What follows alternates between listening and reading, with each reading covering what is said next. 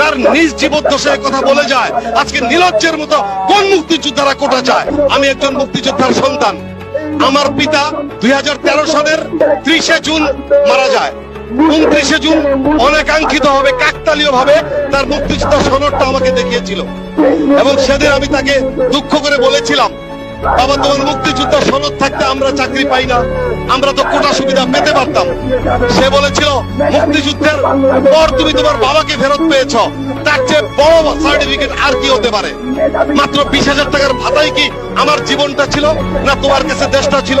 তুমি তোমার বাবাকে ফেরত পেয়েছ, একটা স্বাধীন দেশ পেয়েছ। তারপর একজন মুক্তিযোদ্ধা যদি তার নিজ জীবদ্দশায় কথা বলে যায়, আজকে নির্লজ্জের মতো কোন মুক্তিযোদ্ধারা কোটা চায়, কোন মুক্তিযোদ্ধারা ভাতা চায়?